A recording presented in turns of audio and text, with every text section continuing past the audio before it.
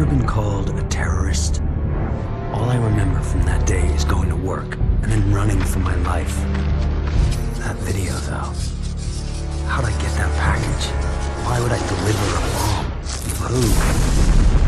Regardless, the consequences are everywhere. Whatever there'd been between Trish and me was gone. She didn't say a word, no emotion, nothing, just walked away. By then, people nearby were starting to recognize me. It was gonna get ugly. Even Zeke was giving me weird looks. He and I made quick plans to meet up at Stampton Bridge. Try to get out of town. Just hope he shows. Because right now, I'm a little short on friends. Imagine waking up one day finding yourself in the middle of a burning crater with destroyed buildings and dead people everywhere. This is what happens to the main character of this game, Cole. In Infamous, you find out that Cole is no longer like a normal human being. You find yourself with similar powers as that of Static Shock. Now, Cole has electricity coursing through his body, endowing him with superpowers. By extension, the power to control the fates of those around you. This game gives the player many choices to choose from. With each choice that you choose, it will change the game. The player's choice matters a lot in this game. You can be a noble hero trying to bring peace to the city that is now in ruins. Or you can choose to be evil and use your powers to crush the other weak humans who are just now your playthings. Now, having these choices will change the gameplay for the player. There are different things that you can have: your powers, environment, characters, whose reactions will change to you. The cutscenes will change, and the ending of the game will change. There are some main points I plan to cover: the characters, keeping the story going, the feel of the game, and the biggest is the fact of all, the player's choice. The game takes place in Empire City.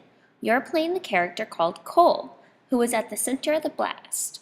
He was just an ordinary bicycle messenger who had been sent to deliver a package, and once he arrived there, he was told to open this package. Because of this, it ended up activating the bomb. Now before this, Cole was just an ordinary bicycle messenger. He had a girlfriend named Trish, and his best friend was Zeke. Oh God, what's happening? God hates you apparently. It's not God, it's Zeus. Zeus hates you. Cole has two forms, his evil form, and then he has his good form. Cole can shoot lightning bolts from his fingertips, withstand incredible amount of punishment. This is the reason why he will be the one who ends up tracking down the real bombers. Cole has many problems, but one of the things that ends up making this game so believable is his friends. Zeke is his closest friend. Zeke seems to be lazy as the game starts and goes on. You soon find out the bomb was actually called the Ray Sphere, which you find out from a woman named Moya. Had been assigned to infiltrate the First Sons, a shadowy group working on a project they called the Ray Sphere, a device designed to drain the neuroelectric energy from a group of people and concentrate it into an individual. When Zeke hears about this, he does not trust the FBI agent. He thinks that the military will use it, or that they will end up using it for the police, and he believes that they should give it to the public, let them be the ones who use it. During the game, at the beginning, you hear Zeke say how he wants to help out, how he wants to have powers and be a hero. Now, you don't ever expect him to actually do anything, but there is only a few times that he actually does something. But when he does, it's very key important points in the game.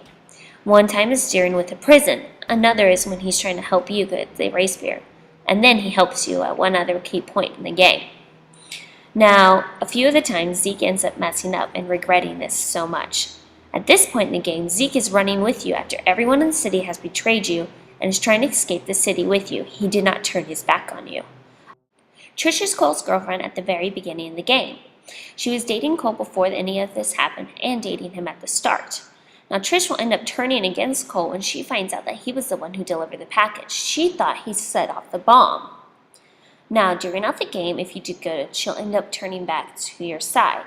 But still, she'll be angry at you and yell at you to go and get your button gear and do some good. Trish is a very key factor to the morality of this game.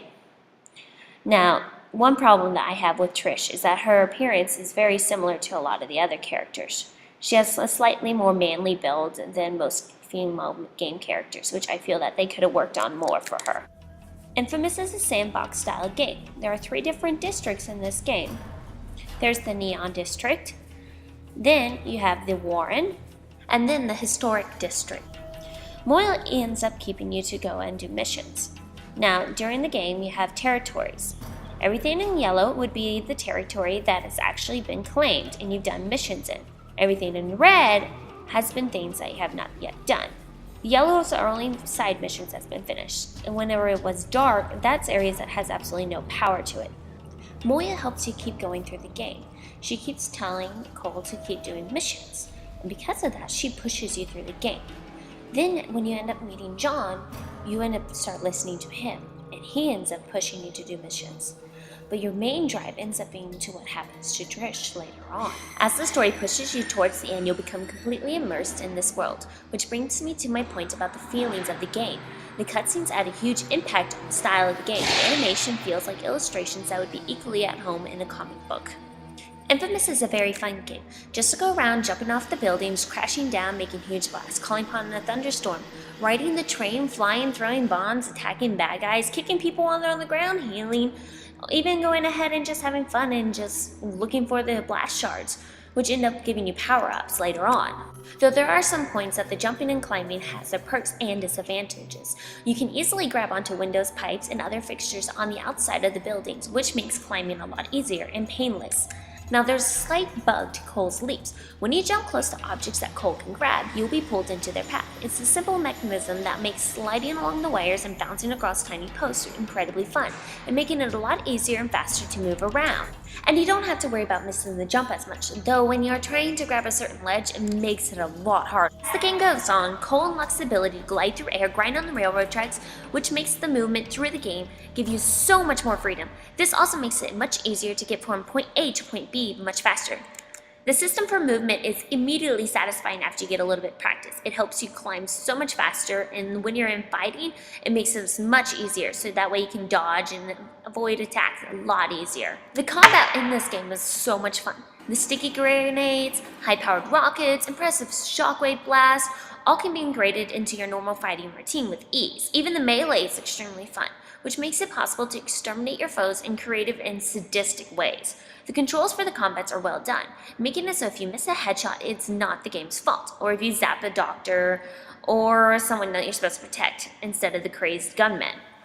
As you complete the missions and kill the enemies, you earn experience points, which are used to upgrade your already impressive abilities. Although the core moves are different drastically between the good and evil characters, the upgrades throw in some interesting twists. For instance, as a good guy, Cole can use his grenades to handcuff weaker enemies to the ground, whereas the evil side can split the grenades into multiple parts, creating more potential blast.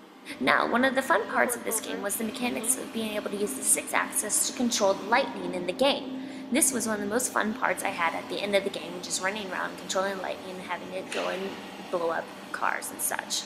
Pointed out that the game has a huge role with the player's choice. Depending on what the player decides will change the world. The environment will either have blue skies, be nice and clean, or will end up having red skies and be really dirty, grungy, and look very dangerous. Cole even starts to change throughout the game, depending on if he's a hero or if he's a menace. Now also, I want to point out that the fact is not all the choices are easy to make, as I will show you with my very last clip. When it comes down to this, your final test. From one roof hangs Trish, the love of your life. From the other, 6 doctors. Think of all the good they'll be able to do, the thousands of lives they'll save. Which is more important, Cole? The life of one, or the lives of many? Bombs are attached to each platform. You have time to save one, but not both. Choose. I'm disappointed, Cole. Very disappointed. I expected more from you. Thought you'd be able to set aside your selfishness, see the big picture. Trish! Looks like I was wrong. Get me out of this!